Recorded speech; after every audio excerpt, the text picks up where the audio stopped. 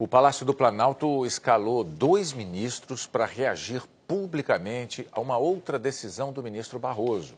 Ontem, o ministro liberou parte do indulto natalino do presidente Temer, mas excluiu condenados por crime de colarinho branco.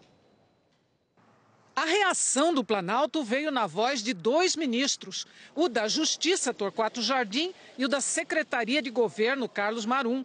Convocaram a imprensa para pontuar o que chamaram equívocos do ministro Luiz Roberto Barroso.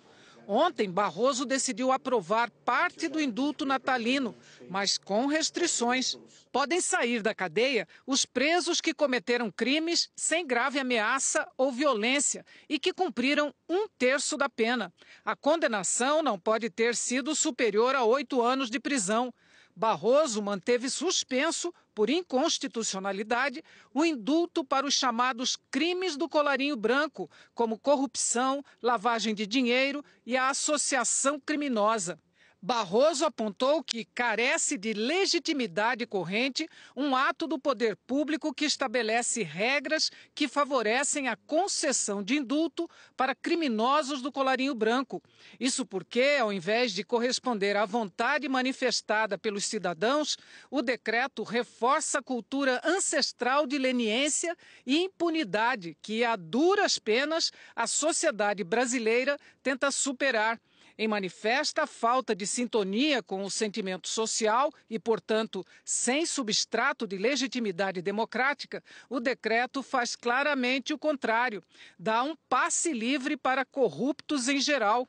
O decreto estava suspenso desde o fim do ano passado. Houve muitas críticas, uma delas da Procuradora-Geral da República, Raquel Dodge. Foi o indulto mais generoso dos últimos 20 anos e, com esse argumento, ela pediu a suspensão do decreto, alertando para o risco de impunidade para condenados por corrupção, porque poderia beneficiar presos da Lava Jato. O ministro da Justiça disse que Barroso não poderia ter modificado o decreto presidencial. Se inconstitucional a opção, suspende-se. Se interpretável, que o faça conforme a Constituição. Porém, não cabe legislar em substituição. O ministro da Secretaria de Governo fez uma ameaça direta. Disse que estuda retomar o mandato de deputado para pedir o impeachment de Barroso.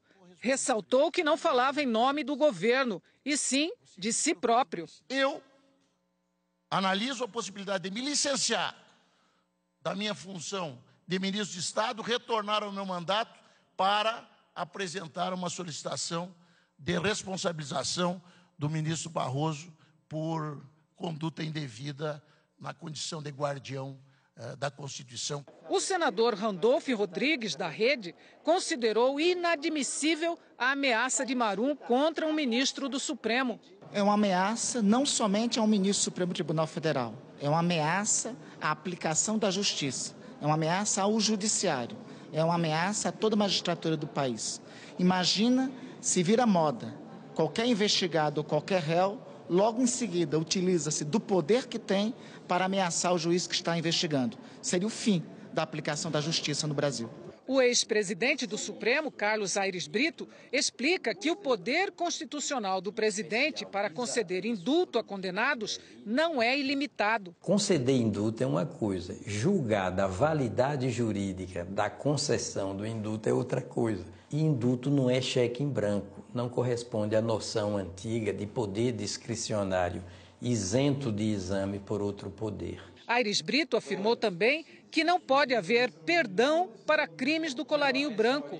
Aqueles crimes contra o sistema financeiro, por exemplo, aquelas condutas ilícitas que a própria Constituição tem como improbidade administrativa, os crimes de corrupção em geral, eu acho que corrupção sistêmica no âmbito de uma organização criminosa, eu acho que essas figuras delituosas são incompatíveis com a ideia de indulto. A própria Constituição, pelo modo gravíssimo como reage à perpetração dessas ilicitudes, pré-exclui a ideia de aplicação de indulto.